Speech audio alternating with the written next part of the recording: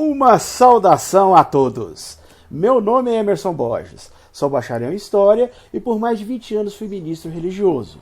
Sou escritor desse livro, A Bíblia sob Escrutínio. Sou o criador desse canal no YouTube, como também do Instagram, do site e da página do Facebook Deuses e Homens. E hoje vamos terminar o vídeo 8 perguntas sobre o Jesus histórico. No vídeo anterior, nós respondemos 4 perguntas sobre o Jesus histórico. Se você não assistiu o vídeo anterior, eu vou deixar aqui na descrição desse vídeo o link para que você possa assistir o primeiro vídeo. E hoje vamos responder as 4 perguntas restantes sobre o Jesus histórico. A 5ª pergunta sobre o Jesus histórico que vamos responder hoje é: qual era a religião de Jesus? Isso mesmo. Qual era a religião de Jesus?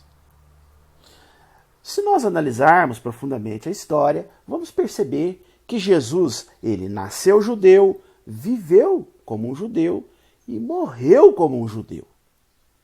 Foi só nos séculos seguintes à morte de Jesus que a igreja começou a se distanciar do judaísmo e se aproximar do Império Romano. Nesse processo, a teologia cristã ela foi se tornando cada vez mais arredia aos judeus e começa até mesmo a resvalar no antissemitismo.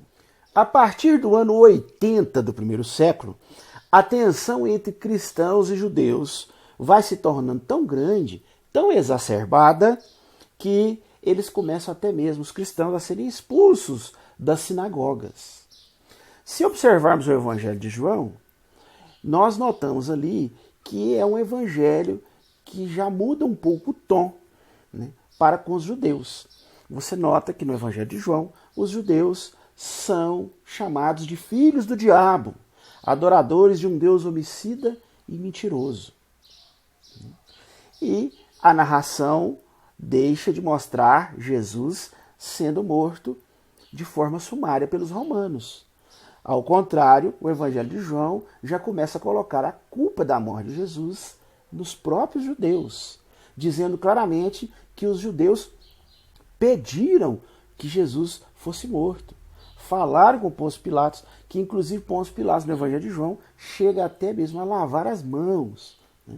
Então, essas passagens já nos mostram essa mudança, né, que foi ocorrendo ali entre os cristãos e os judeus, a partir do ano 80 do primeiro século.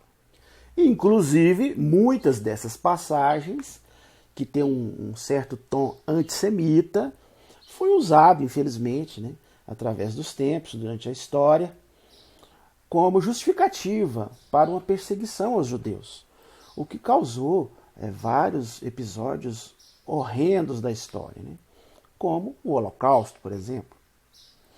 Então, a questão é que Jesus, né, o Jesus histórico, o Jesus que provavelmente existiu, que foi um homem comum como eu, como você, não aquele ser divinizado, né, que supostamente nasceu de uma virgem, que ressuscitou dos mortos, que fez curas, que ressuscitou mortos. Esse Jesus é o Jesus mítico, conforme eu já falei no vídeo anterior, que é o que habita o imaginário, né, de mais de 2 bilhões de pessoas no mundo, que é a base da fé dessas pessoas. Mas esse Jesus, conforme eu já disse, ele foi construído através da história. Ele foi, as pessoas, os cristãos da época foram construindo esse Jesus mítico, sugando muito, inclusive, das mitologias pagãs da época.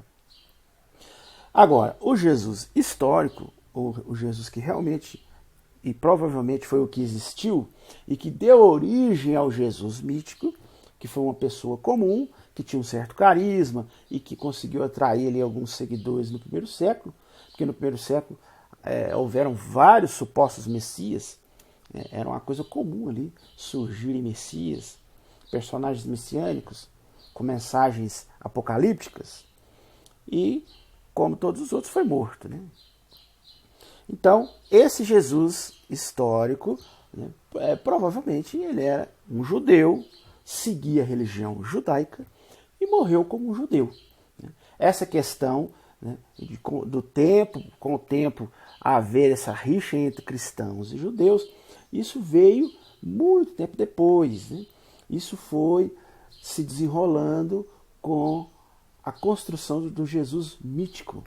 E as comunidades cristãs, com o tempo, foram se afastando do judaísmo, criando até uma rixa, né? E conforme eu disse, a gente observa até no Evangelho de João, que foi o último dos evangelhos oficiais a ser escrito, a gente observa que o tom antissemita vai aumentando, né, cada vez mais.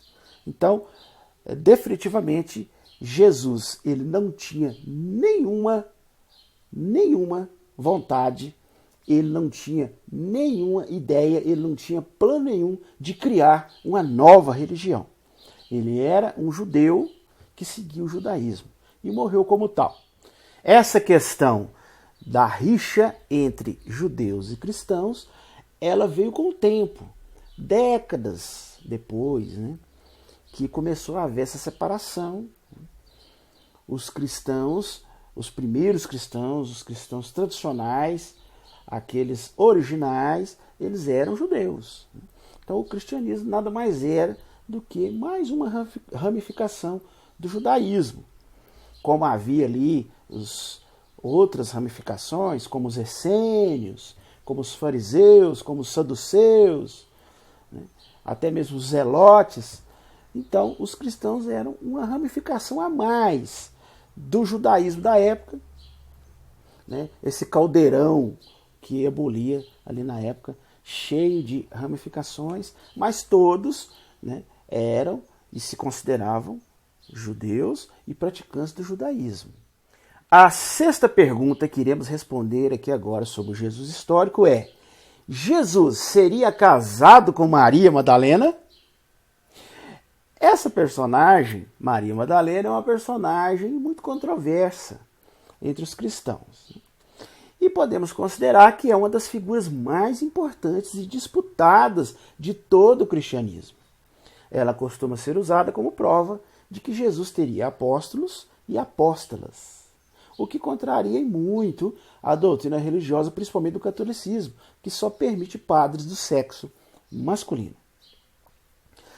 Maria Madalena, ela é uma personagem central dos evangelhos, pois, segundo os evangelhos, ela é a primeira a visitar o sepulcro de Jesus e perceber que o seu corpo não estava lá. E é a primeira a reconhecer o Cristo ressuscitado. Do século I ao século III, houve uma grande disputa dentro do cristianismo para se decidir se as mulheres poderiam ou não assumir funções de proeminência nos ritos religiosos. No ano de 591, o Papa Gregório Magno proferiu uma homilia onde juntava duas personagens diferentes citadas no Evangelho de Lucas. Ele afirmava que uma mulher que era vista como uma pecadora e uma prostituta e a Maria Madalena eram a mesma pessoa. Isso começou a sugerir que as mulheres eram pessoas endemoniadas, pessoas demoníacas. Entretanto, a partir do século XIX, a Igreja Católica finalmente voltou atrás. Maria Madalena deixou de ser prostituta e endemoniada e é promovida a santa. Mesmo assim, a imagem dela continua no imaginário cristão, continua ali entranhada com essa visão, né, de prostituta, de mulher endemoniada, né, mesmo a igreja mudando sua posição no século XIX. Né. Inclusive, há muitas teorias que defendem que Maria Madalena se casou com Jesus. Inclusive, essa ideia, essa teoria, ela vem de uma passagem do Evangelho de Filipe, um dos evangelhos que não é considerado oficial, né, chamado de apócrifo.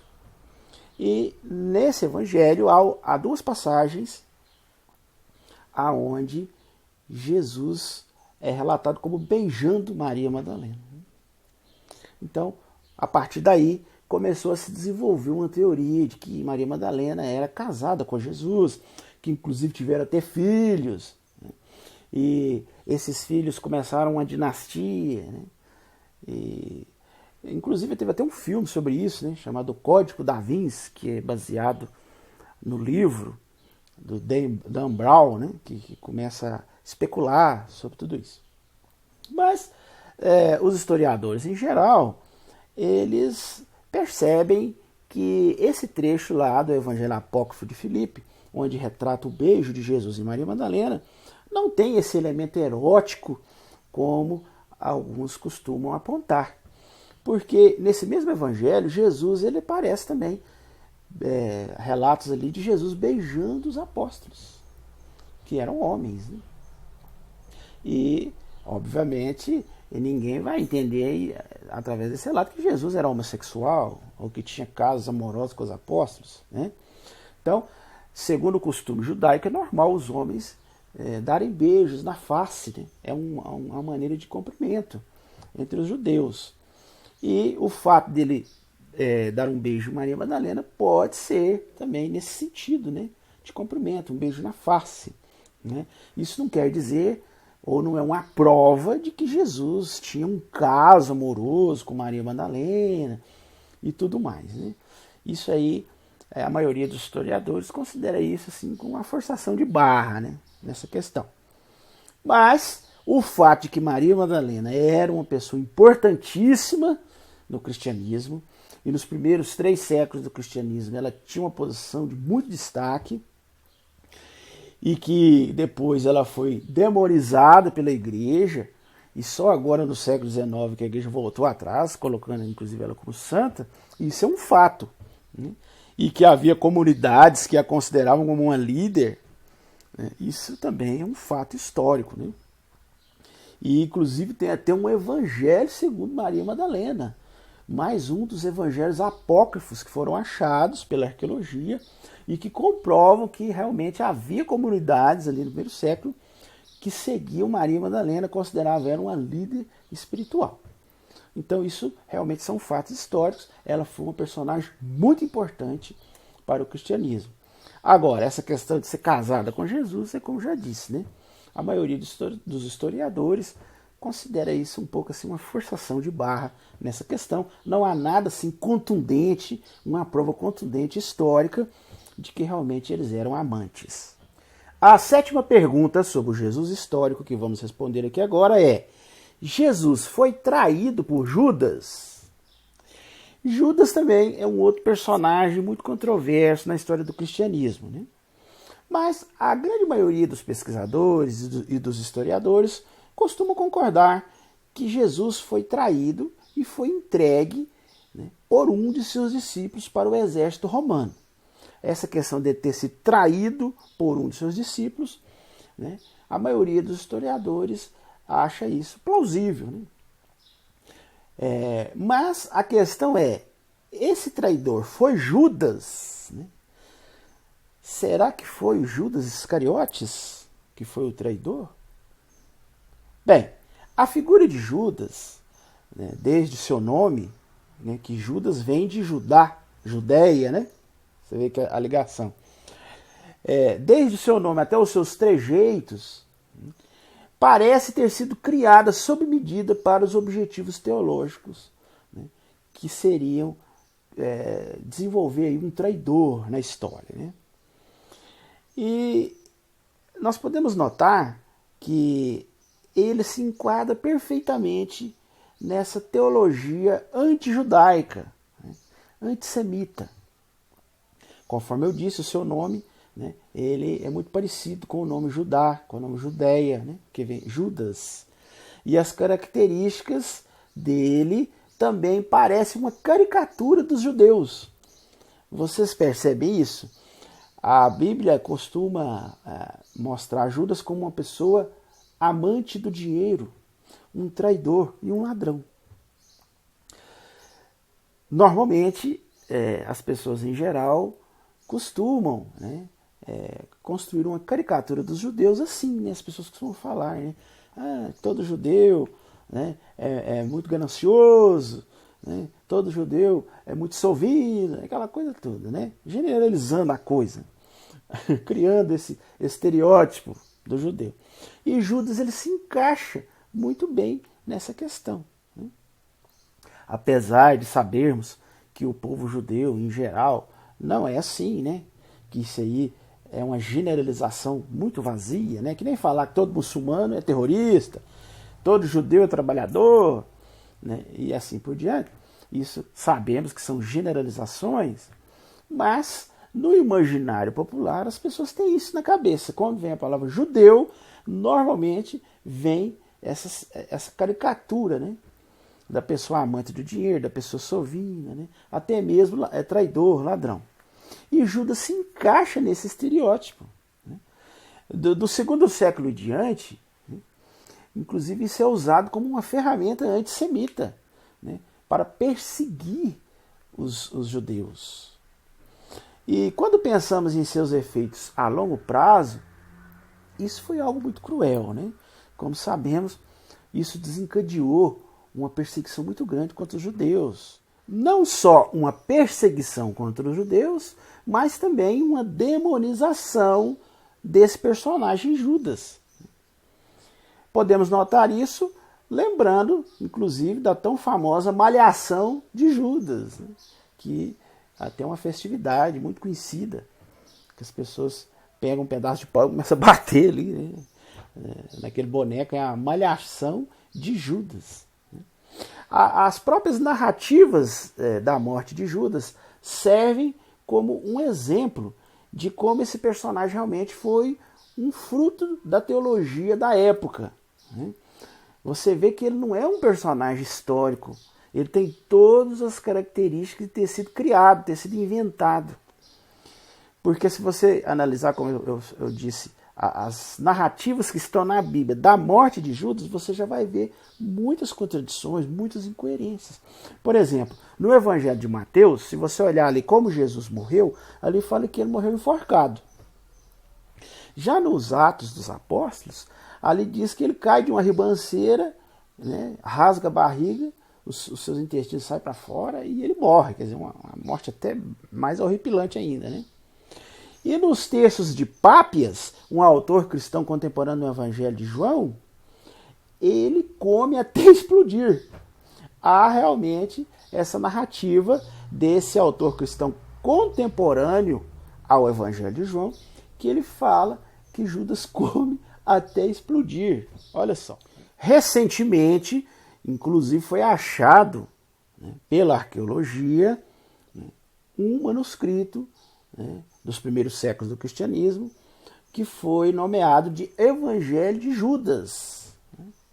Então, esse Evangelho de Judas, que não é reconhecido pela igreja como um evangelho do cânon, né, mas ele é considerado um evangelho apócrifo, ele já traz uma versão totalmente diferente de Judas. Nesse evangelho, Judas é retratado como o herói da história e não como o vilão. Nesse recente encontrado Evangelho de Judas, ali narra que Judas nada mais do que cumpriu ou seguiu a ordem que foi dada pelo próprio Jesus. Segundo o Evangelho de Judas, Jesus é que pediu para que Judas o entregasse às autoridades romanas, visto que esse era o propósito de Deus, esse era o plano de Deus, né? Que Jesus teria que morrer. Então era necessário que alguém o entregasse. Jesus pede a Judas para fazer isso, segundo o Evangelho de Judas, porque Judas teria mais capacidade para suportar todo o peso que viria através desse ato. Segundo o Evangelho de Judas, os outros apóstolos não suportariam a pressão, né? Uma pressão enorme de ser o traidor de Jesus. Então Jesus pede ali a Judas por considerar Judas mais preparado para carregar esse fardo, né? Então, no Evangelho de Judas, Judas ele simplesmente cumpre uma ordem do próprio Jesus. Até mesmo na questão da morte de Judas, o Evangelho de Judas dá uma outra versão, ainda diferente das demais, né?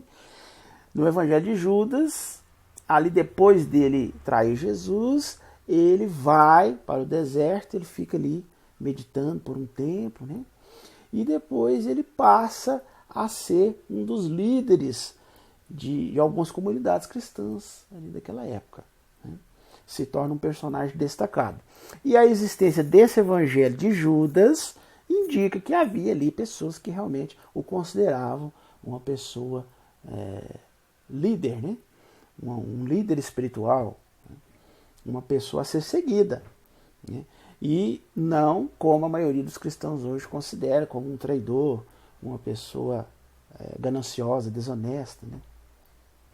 Mas, independente dessas questões, né, de toda essa polêmica que envolve esse personagem, né, a conclusão que podemos chegar, né, é que, se olharmos as evidências históricas, Judas tem todos os indícios de ser um personagem criado, justamente por essas várias versões, né, tão contraditórias uma das outras, né? A gente vê aí, até mesmo na maneira como ele morre, há várias versões, né? Inclusive uma que ele não morre, né? A maneira como ele é encarado, né? Então, tudo isso, né? Todas essas evidências, né? Até mesmo essa estereotipação que é feita, né? Com o personagem Judas, essa caricatura, né? Que eles fazem, né? Baseado no estereótipo do judeu, até mesmo o nome dele, né? Judas, que vem de Judá, de Judeia. Então, são evidências muito fortes que nos levam à conclusão que, na realidade, Judas foi um personagem criado pelos cristãos. A oitava e última pergunta que iremos responder hoje sobre o Jesus histórico é: Jesus foi crucificado? Essa é uma outra questão muito polêmica sobre o Jesus histórico. Será que Jesus realmente foi crucificado? Né? Ele foi pregado nessa estaca aí pelos romanos na época? Bem, a crucificação podemos dizer que é um fato histórico, né? Essa questão de matar pessoas, né? Colocar numa cruz ou numa estaca, pregar ela ali, deixar ela até morrer, isso pode ser provado pela história. Há vários relatos de pessoas que foram crucificadas no Império Romano. Inclusive, Flávio Joséfo cita uma cena onde milhares de judeus foram crucificados após uma rebelião em Jerusalém. E, inclusive, tem vários achados arqueológicos, né, onde a gente vê pessoas que foram achadas mortas com sinais de que foram pregadas em estacas ou que foram crucificadas, né? Então, isso era algo normal, corriqueiro, o Império Romano fazia isso mesmo, né? A questão de matar pessoas crucificadas. Agora, a questão é, o julgamento, né, aquele contexto que cerca a morte de Jesus, havia cruzes em si, né? Isso aí a gente já pode notar que foi uma criação dos cristãos da época. Por que podemos dizer isso? Porque se você for analisar ali a época, né, Jesus ele foi preso em Jerusalém numa sexta-feira que antecede a Páscoa. Nessa época a cidade estava lotada de judeus de todos os cantos, desde o Mediterrâneo até o Oriente Médio, vindos para a festividade. Essa festividade da Páscoa não era apenas uma festividade religiosa, mas ela era política, porque ela celebrava a passagem dos hebreus da escravidão para a liberdade. Então, nesse ambiente explosivo, né, com milhares e milhares de judeus ali, é claro que as autoridades romanas não iam prender ali uma liderança judaica, fazer um julgamento público ali diante de todos eles e colocar ele para desfilar de forma humilhante pela cidade, arrastando ele com a cruz, né? Isso com certeza seria uma provocação, né? Um insulto, né, aos judeus ali, aquelas milhares de pessoas que estavam ali presentes nessa festividade. Ser pregado em uma cruz, como eu já disse, era uma penalidade comum aplicada pelos romanos aos escravos que matavam seus senhores, aos escravos que se rebelavam, aos rebeldes políticos. Então, é uma categoria onde Jesus poderia facilmente ser incluído nisso aí. Então, se analisarmos que os romanos simplesmente pegaram Jesus e mataram, né, crucificaram ele por ser um rebelde, uma pessoa que estava ali causando uma certa comoção, que estava causando um tumulto. Isso é plausível, né? Agora, conforme eu disse, né, todo esse contexto em volta aí, né, numa Jerusalém que estava abarrotada de judeus de todas as partes da terra, né, comemorando ali a sua libertação, né, porque na realidade a Páscoa comemorava a época que os judeus saíram do Egito, né? Então era uma comemoração não só religiosa, como eu disse, mas política. Então seria um verdadeiro tiro no pé fazer todo esse espetáculo com uma pessoa ali, um suposto líder judeu, religioso, né? Nem que seja um líder menor, mas que tinha seguidores, né? Seria realmente um insulto muito grande. Então, tudo indica, né, que esses episódios da Via Crucis foram criados, né? Foram fantasiados para dar aquela conotação mais heróica, né? Uma conotação de epopeia à história de Jesus. Os historiadores e os pesquisadores sabem, a partir de escavações arqueológicas da década de 1960, que Pôncio Pilatos realmente foi um procurador romano radicado na região da Judéia. Portanto, Pôncio Pilatos é um personagem histórico comprovado, né? Entretanto, não existe nenhum registro dos ritos seguidos pelo personagem na Bíblia. O personagem de Pôncio Pilatos que está registrado na Bíblia. Não existe nenhum registro daqueles rituais que ele seguiu, né, por ocasião do relato ali que está na Bíblia da morte de Jesus. Por exemplo, as autoridades romanas nunca se ofereceram para soltar um prisioneiro judeu a gosto do público. Isso aí não existe nenhuma base histórica para isso. Não existe nenhum relato, não existe nada fora do relato que está na Bíblia de que havia um costume de soltar um judeu a gosto do público. Isso aí foi inventado, foi uma invenção dos cristãos, né? Essa e outras passagens que envolvem a morte de Jesus foram inventadas e colocadas ali para reforçar o caráter messiânico de Jesus. Eles tiveram um esforço muito grande em se basear em algumas profecias do Antigo Testamento para aplicar nessa morte de Jesus.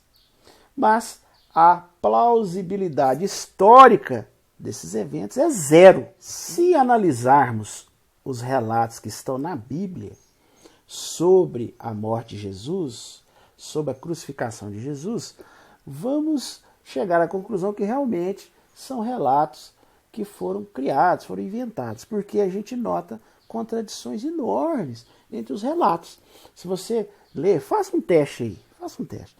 Pegue a Bíblia que você tem em casa e leia aí sobre a morte de Jesus, né? Sobre a crucificação de Jesus. Olhe o relato de Mateus e de Marcos e depois olhe o relato de Lucas. Você vai observar histórias totalmente diferentes. Você vai ver ali enormes contradições. Por exemplo, no relato de Mateus e de Marcos, os dois malfeitores que estavam um à direita e outro à esquerda de Jesus, segundo os relatos de Mateus e de Marcos, você pode ler aí na sua Bíblia, Mateus capítulo 27 e Marcos capítulo 15, ali diz que todos que estavam ali em volta de Jesus, inclusive os malfeitores, zombaram de Jesus, começaram a zombar, né, de Jesus, começaram a vituperá-lo, todos, sem exceção.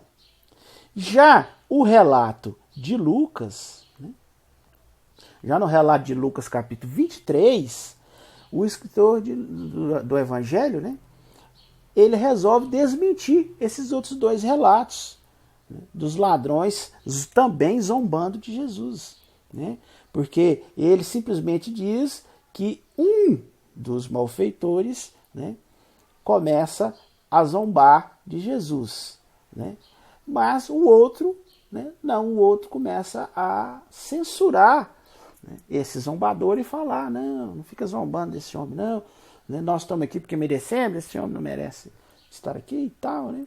E aí Jesus começa a conversar com esse outro, né, que segundo o escritor do Evangelho de Lucas, fez esse ato nobre, né?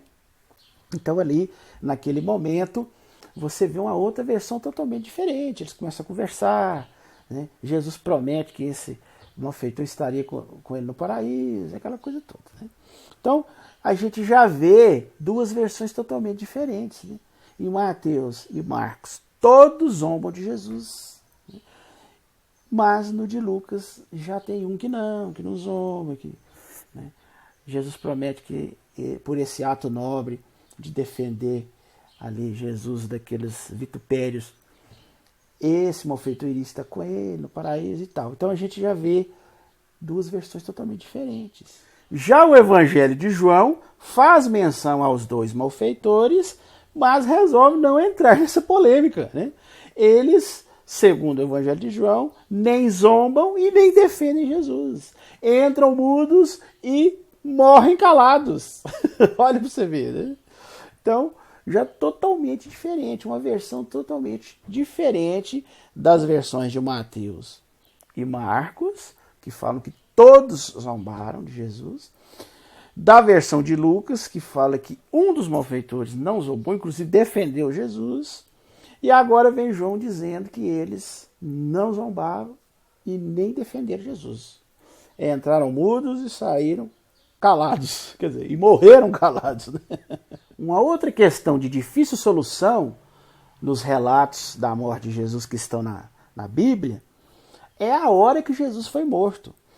Abra sua Bíblia aí e veja com seus próprios olhos. Em Marcos, no Evangelho de Marcos, considerado o primeiro dos 4 evangelhos canônicos a serem escritos, no Evangelho de Marcos, capítulo 15, versículo 25, lá diz claramente que Jesus morreu na terceira hora.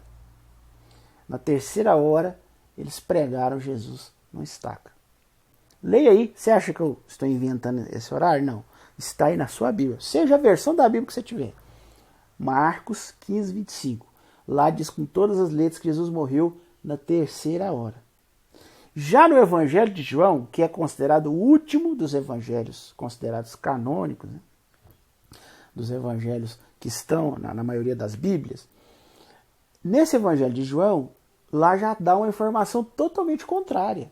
Lá já diz que, se você observar aí, olha aí, João capítulo 19, versículo 14 e 15. Lá fala com todas as letras. Acompanhe aí na sua Bíblia, se você acha que eu estou inventando isso. Olha o que diz, ó. E era a preparação da Páscoa, cerca da 6ª hora, ó. E disse aos judeus, eis aqui o vosso rei. Eles, porém, clamavam para a estaca com ele. Isso está registrado no Evangelho de João, capítulo 19, versículo 14 e 15. Então, enquanto no Evangelho de Marcos, Jesus foi morto na terceira hora, ele foi pregado na estaca na terceira hora, que é o equivalente a 9 horas da manhã no nosso sistema, já no Evangelho de João, na 6ª hora, né, que seria correspondente ao meio-dia, Pilatos ainda estava apresentando Jesus ao povo. E o povo começou a pedir a morte de Jesus. Agora eu pergunto para vocês, afinal, qual a versão é a verdadeira? Jesus ele foi pregado na estaca na terceira hora, o que equivale a 9 horas da manhã, ou na 6ª hora, conforme diz o Evangelho de João, Pilatos ainda estava apresentando ele para o povo.